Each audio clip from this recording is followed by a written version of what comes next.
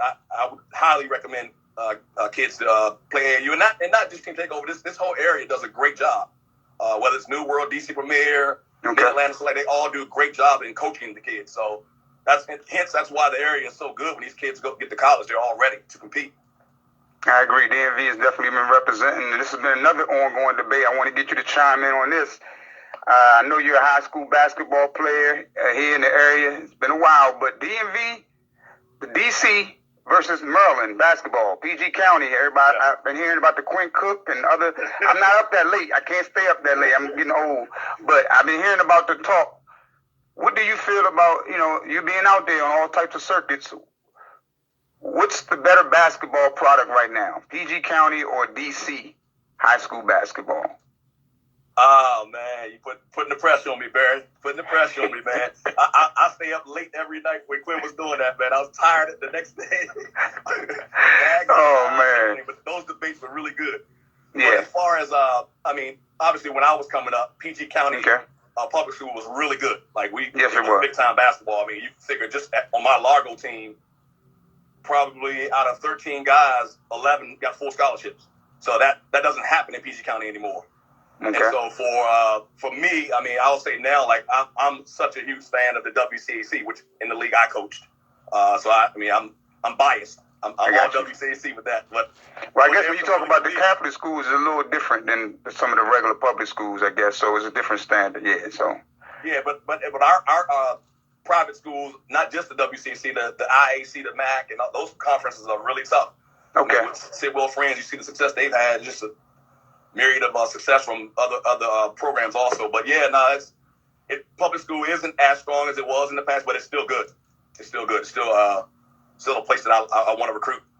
I got you. Actually, I had a follower, and I'm not sure if he's watching right now. One of your old backcourt teammates said he's going to wanted me to quiz you. Said, what was y'all nickname during that time when y'all out there winning them championships? He said, what was y'all backcourt nickname? I'm gonna give you a couple minutes to think about that. It's not gonna take me long. Quicksilver. Quicksilver.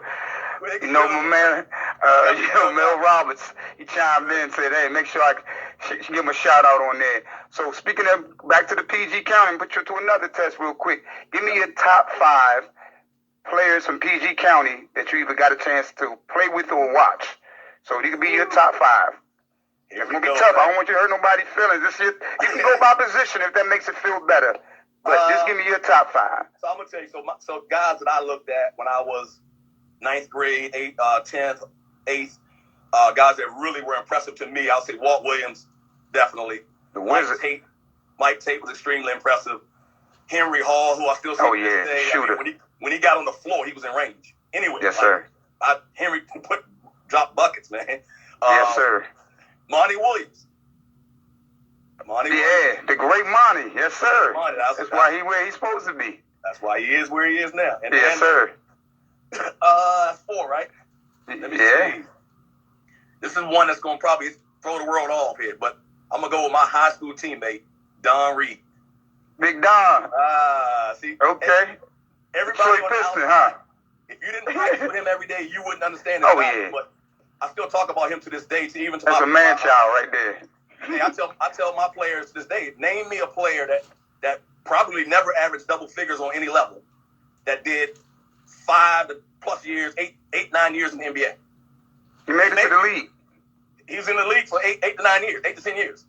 And he never averaged those. He averaged 9 points, maybe at Largo with us, 9, maybe 10. Georgetown. I think he played Orlando Magic and Detroit Pistons, right? If I'm not mistaken here. And the Wizards.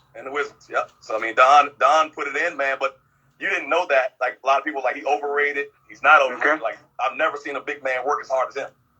And he didn't care about points. He just cared about winning, which is great for a guard like me who shot a lot of shots because he got the outlets to us. He got the boards. He crashed the boards. Obadiah, Melvin, Rob Holmes, we were getting it going. That's good, man. I'm sure you keep in touch with a lot of those guys. It's always great to see you guys succeed. That's why I wanted to bring you on today, man. And I salute you for all the great things you're doing. Like we were talking about some of the film and other great stuff they're playing back with everybody sitting at home. I was just talking about The Last Dance. One of the great coaches I like and admire, Phil Jackson. Speaking of I want to ask you about, speaking of your coaching style, everybody has a coaching style, whether it's Big John, Phil, who are some of the guys you look up to and take a little bit of out of everybody, maybe some of their characteristics, and put it into your bag as a coach? Well, growing up in our DC area, like John Thompson was very influential as far as the pressing style. Like I really like the way John Thompson played defensively. Somebody that I kind of used as a mentor coming up was Jay Wright. And so my JUCO teams were almost like spitting images of Villanova. So everything that Villanova did, I did at the JUCO level, where it's, whether it's spacing, 4 guards out, attacking, getting downhill, and then down to our 3/4 court press. So everything I did, was very similar to Villanova. And Jay Wright has been very good, and is still good to this day, and giving me tidbits and absolutely. He's a coach. Hey, that's a great coach to follow. He's the coach of the decade in college basketball. I got an opportunity to meet him. Cool dude. Yes. Just like a Philly guy. Just seemed like a Italian. He's a really cool, laid-back guy, and he knows his stuff, man. High basketball IQ. Yep. So what was another thing I wanted to ask you about? I guess when it comes to having a trainer, like some of the things that you said, old school, we didn't get an opportunity to have those things. Having a trainer now, do you think that's a must for and what are some of the things that you recommend kids work on? I guess when they're saying all these Euro steps, all these some of the things, you get an opportunity to train kids yourself. What are some of the things that you continuously tell them to focus on, whether it's shooting, passing? What are some of the things that you tell the kids to specialize in yourself? I was going to say, yeah, you hit it on the nose. Pass, dribbling, and shoot. Passing is an underrated thing, that guys don't really understand. But I do think that training is necessary if you're training the right way. So, you got to train and do the right things. I would say that's one of the things that I know we did extremely well at Team Takeovers. Coach Keith Stevens, makes those guys do, 40, 50 minutes of training before we would even practice. And so that's why those guys are very skilled, and able to compete. One of the things that just to harp on passing, so I was fortunate enough to go to Oklahoma City's training camp. Troy Weaver, PGCC grad, invited me out to Oklahoma City back-to-back years back when they had James Harden and KD. And so I would spend 3 to 4 days at training camp, just in closed private sessions, man. And hats off to Troy for really, really doing that for me. And it opened my eyes to every pass matters. Like in their scrimmages, they wouldn't score points if a pass landed below the waistline. If it didn't come in your shot pocket, those points didn't count. And to see KD and Russell Westbrook and them really focus on passing, not just the players, every coach focused on every pass, just in drills. It was an awesome thing to see, man. And it really made me, I know my players in the past, they hated me for focusing on it so much, but at the end of the day, it works. When that pass lands right in that shot pocket, that's the difference in getting your shot blocked or getting closed out on.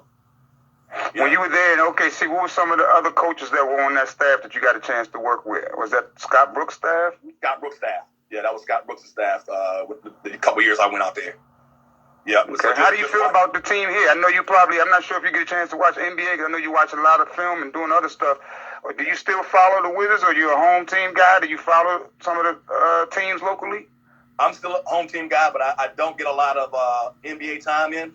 So I don't really have a whole lot on the Wizards, but I'm still a Wizards fan. And I remember years ago, man, you used to do the equipment stuff, right, with the bullets. I remember. Yeah, man. I had a lot of little memorabilia here and there, but that's showing my age a little bit. We ain't talk about that one, but I definitely know that we had some memories, man. I wanted to say, looking back on that time, if you had your 18-year-old self, I know that would you be looking at to where you are now? What were some of the things that you would go back and tell yourself if you had an opportunity to do things differently? What would you tell your 18-year-old self now at this stage in your life if you had an opportunity to go back to speak to that young man? I would tell him that I should have been dunking regularly in games. I think that was the biggest difference for me, making that jump, because I had Division I guys that were talking to me, but I think I could have obviously, dunked a lot more in games, probably would have been more attractive, than a Division II where I signed. But no, I would just say, I think I did a lot of things in training. Back then, I was, running Maryland, Bird Stadium, football stadium. So I would just say, definitely pace of game and probably a little more ball handling. I focus a lot on shooting. So I would add a lot more ball handling probably to what I did back then. Okay. Tell us a little bit about your son's new opportunity. I didn't get a chance to focus on. I don't think I got a chance to see him as a player yet. Tell us a little bit about the school he's going to. And exactly, tell me a little bit about him as a player. I'm sorry. So he is a very deadly three-point shooter. He had some really good games when he was at Paul VI. Okay. Playing alongside Jeremy Roach, Ant Harris, like those guys that Ant's at North Carolina now. Jeremy's going to Duke. So he played with some really, really high-level guys who and he won games. You know, he hit 5 threes against St. Francis from Baltimore. When Ant Harris got hurt, he had 5 threes against Mount St. Joseph's. But he's a guy that can fill it up really fast, and he's a very efficient shooter. I think he ended the year this year, his prep season, he ended the season at Mount Zion Prep this year with shooting 11 for 16 from 3. That was great. Out of his last 16 threes, he made 11 of them. So he's a deadly shooter, and this year actually worked a lot more on his ball handling and his body. His body looks a lot better. Put on some weight, so he'll be ready. Great. He'll be ready for college. That's great to hear. Thomas, so the school he's going to, is it a prep school? What kind of school is that? Is it a school upstate? Tell me a little bit about that school. Yeah, so he selected Concordia College in New York. They are NCAA Division II school. That's outstanding. So, congratulations on him as well. So he'll be 15 minutes from Manhattan once this virus stuff clears away. Yeah. Once everything hopefully gets back into normal and we have no timetable on that, tell me a little bit about your schedule. Have you got a chance to look at James Madison's schedule for your upcoming season? And how is that working? Is everything at a standstill, or was it already set? Yeah, no. So our schedule's we're coming up on completing our schedule. We're almost there, but we will have UVA to start in our brand new arena. So we have an 8,600 seat arena that's coming open. Wow. In another couple months here, and UVA will be national champions. Will be our first game at home. So we play George Mason at home. We actually play Mount St. Mary's at home. We play on the road. We play at Florida. We play at Georgia Tech. So I mean, it's a very tough schedule, but we'll be prepared for it and ready to go. That's great, man. Yep. So I would love to have you back on anytime soon. Like I said, man, I got a couple of people watching that may have a couple of questions. I try to leave a little Q&A in there for somebody that has a question. But actually, I wanted to say to you, during this time, I know it's been, like I said, very, really tough and so forth. So have you got an opportunity to speak to any of your players that you actually on your new team? And who's your most, your standout player from your current roster right now? I didn't get a chance to look at your roster like I would like to. Yes, so we communicate with our guys regularly. But the leading scorer from last year's team is Matt Lewis. He actually entered his name into the draft, but kept his eligibility. So he averaged about 19 points a game last year. Matt's a guy that I'm very familiar with him playing in the WCAC. So I coached against him for probably 3 years. Okay. And I mess with him all the time, telling him that he didn't beat Paul VI. So, so he gets a little frustrated at that, but no, he's good. He's very good. I think he has a chance to be all-time leading scorer. Okay. In school. Well, I want to thank you, man. Once again, I know for taking your time out today. I appreciate you coming on. I know you've been a busy guy this week. Once again, I want to say thank you, brother, and congratulations on your actually new announcement. Please come back on anytime, man, when you want to talk about the season or any other sports news you want to talk about, man. All right, thanks a lot, bro. I appreciate you, man. Yes, sir, bro. Yes. Log line. You have it, man. Coach Xavier Joyner, James University assistant coach. Thank y'all for watching today, and please keep joining the Sports Page Show. Have a good one.